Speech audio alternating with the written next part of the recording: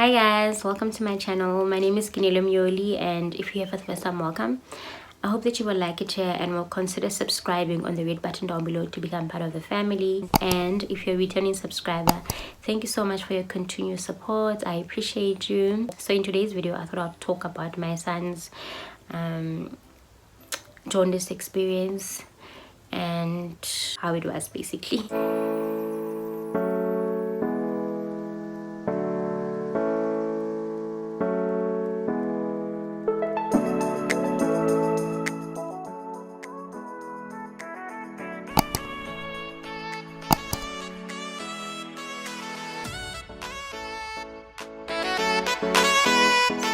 My son was born on Thursday morning around 8 a.m.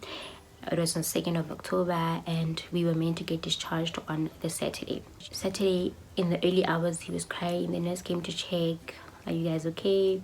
And then she noticed that his eyes were a bit yellow. So then she says, he looks a bit yellow. I didn't know what that meant. So later that morning, the pediatrician comes to check on him. It was a different pediatrician. The one that was with us when I was giving birth was busy somewhere, so he sent his partner, another pediatrician, to come see the baby. So the pediatrician mentioned that he looks a bit yellow, so but it's nothing to worry about, so he'll just discharge us either way. The Sunday, our pediatrician calls us and he says we need to go do some blood tests at the hospital. My baby was 4 days old and he was already taking blood. We go to the hospital, to the lab, he takes blood. When we get home, not long after we got home, he called me and he's like, the jaundice levels are a bit high, so we need to have him treated either at the hospital, or he can send a nurse where he can get treated from home. So we can treat him himself, or we can treat him ourselves, and the nurse will just come in every day to check up on him. So okay, we agreed that it's fine for the nurse to do that. Little did I know that it would be like a stressful a very traumatic and stressful experience for everyone. Yeah, so later that evening, okay, I had to call the nurse and she was like, oh no, actually don't stay too far from you guys, I can come through with the bed. She comes through, she comes with that bed that has the lighting. She comes with it. She explains that he needs to be on the bed for 24 hours and we can only take him when we're bathing him, when it's for feedings and nappy changes. Other than that, he needs to be on the bed 24 hours to recover. The other thing that he needs to be only in his nappy, so he can't be dressed at all, so that the light can touch his body directly. And also we need to cover his eyes, so he had these glasses that are like in a cloth, that had a cloth material. You cover his eyes, you patch it at the back, and you can't remove it. And we also had to make sure that he doesn't remove, or he cannot be under the lights without the glasses, because they might ruin his eyes and he might end up being blind. So when I heard that, I was so stressed. I was like, oh. So my baby had a tendency of like pulling off the glasses or pulling them down, so I couldn't take my eyes off him, because if I did, I was worried that it would affect his eyes. So that meant that I had to watch him 24 hours. That means I really bathed. I didn't have time to bath. He didn't sleep because he was under the lights throughout the day. Maybe that's why he has a problem with napping now, because my son doesn't sleep during the day. He's never really slept during the day. If he sleeps during the day, it's 5-10 minutes, that's it. Yeah, he'd be under lights the whole day. I didn't have time to do anything, honestly, during the day. At night, same thing. But obviously, as a mom, when a child starts crying too much, you feel sorry for him, you take him, you comfort him, and you put him back. The nurse she came to see us almost on a daily basis, and she took bloods almost on a daily basis. We were doing feedings and nappy changing every 3 hours, as recommended by the nurse, because at least she was a bit clued up on babies, and also because of he was born prematurely, we were told it's important for us to feed him every 3 hours. So yeah, so we did that for a good month or so, guys. It was traumatic. Like, I wasn't sleeping, I was tired.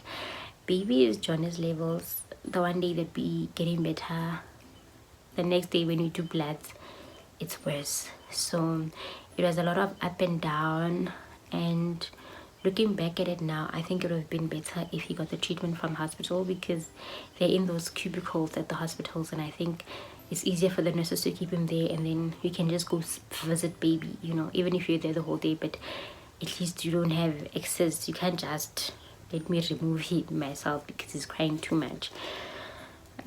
So yeah, that was our jaundice experience. It was painful, like having to take bloods from such a tiny baby almost on a daily basis. He'd cry a lot. It was dramatic. He eventually, I think at some point my husband was like, you know what, this jaundice thing is taking too long. Isn't there another alternative? My husband was back at work after 10 days. You know, paternity leave is not long, or it wasn't at the time. I think the president recently increased the number of days, but back then it was 10 days, and I was alone with baby. He had to be on the bed. Shame, but my husband would try, like if we had to go to the hospital, he tried to be there. I don't remember going to the hospital for blood without my husband.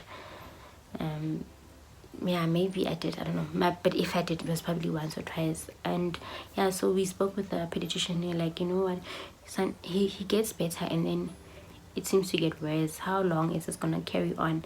And also we were told that the cost would be, it's gonna be the same as hospital, the hospital plan or hospital benefit.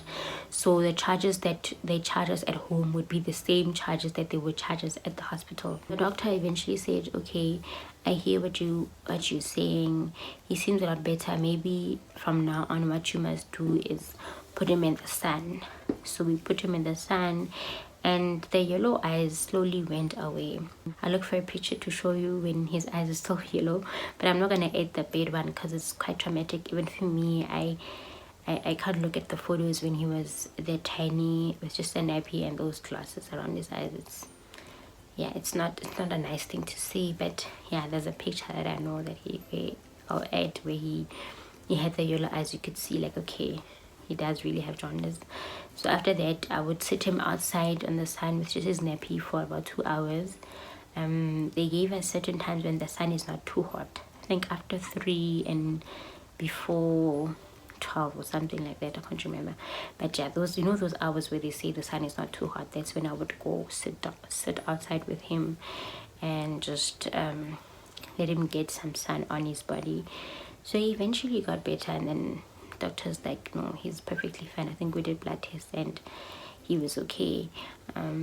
Also, the thing with jaundice is that it can affect your brain in the long term. I also thought like jaundice is for kids, and you know, even grown-ups can get jaundice. I actually saw on The Good Doctor recently where an adult had jaundice. I was shocked. I'm like, oh, so this is really true that you can get jaundice at an older age. Yeah, so the charges, most of the fees for the at-home treatment came from the hospital plan, but my medical aid later came back and said no, they were not supposed to pay for certain things. It's not the same as being in hospital. So then I went back to the nurse. I'm like, Gandhi, didn't you say that this is gonna come from the hospital? It's the same thing. Then she said yes, they've worked with that particular medical aid for a very long time. They always pay. They don't know what happened now. Some story, but I think we had to pay like 7,000 back to my medical aid. So it wasn't too bad, fortunately, but I think it was quite a lot of money, guys. Like, you know, like being hospitalized and also getting the treatment for so long here from home and the constant blood tests. It was a lot. It was a lot. It was a lot of money. I can't remember, but I think just over 20,000 just for that. Yeah, I think it was just over 20,000 or 40,000. 20 or 40. Can't remember, because I remember I looked at the cost afterwards, but it was quite expensive. So fortunately we had medical aid to cover for that. I think had we known, it would have been better for him to be in hospital, get the treatment from hospital. He would get better sooner. It would be easier on us. It would be easier for baby. He'd be at home with us, you know, sooner, and like be at home, but not really like bonding with the parents, just being in the bed the entire time. So yeah, that's the one thing that I would do differently. But if you find yourself in a similar situation and you had to choose, do what's best for you. But you know, there's another option other than staying at the hospital. I don't know if because it was the first time I've heard of it. I've heard of many kids that are born with jaundice or develop jaundice just after they've been born, and I've never heard anyone say they got treatment for it at home. But you were offered that option, and it sounded like a great idea until it wasn't. So I actually just shot a video now about how the whole jaundice thing sort of sparked my postpartum depression. So I think I'm gonna post this one first, and then the next one would be that one about my postpartum depression. So please do check out that video as well. Like the video if you enjoyed it. Make sure that your notification button is on so that you're notified every time I upload a video, and share the video with your friends and family. If you know someone who has a baby that has jaundice, please share the video with them. And tell me in the comment section, like, did your baby have jaundice? Do you know someone that had jaundice, either baby or an adult? How did it affect them? How did you deal with it? Like, was it necessary? Because I hear a lot of people are like, yeah, no, my baby was born with jaundice, but we only had to fit him in the sun. I'm like, I don't know, like, was my gynae be extra? People just like, because I remember my best friend, her baby was also born with jaundice, and our kids are like a month apart, and then she was just told to put this baby in the sun. But also she gave birth at a public hospital. So I think sometimes at public hospitals it's just like, you'll be fine, you know. Whereas pediatricians and private hospitals, they like making, or they like being extra careful. Yeah, I think I can put it that way. They like being extra careful in making sure everything is okay. And yeah, both worked because babies were both fine. It's just, for me, I unfortunately took the longer route. But also, I mean, I'm fortunate to have I'm very fortunate, I know, to have medical aid. I know not everyone is able to afford medical aid. We stay in a country where medical aid is only for the privileged, which is unfortunate, because a lot of people get sick and we deserve to get good medical care, you know. So I don't take it for granted that we are able to afford medical aid and have a good one at it, where it pays for everything, and we are able to afford all these extra things, and you know, tests and all of that stuff. So yeah, it's just, so please do share with me in the comment section down below if you had jaundice, what was your experience with baby or an adult. So thank you so much for watching, you guys. I really appreciate it, and until the next one, bye.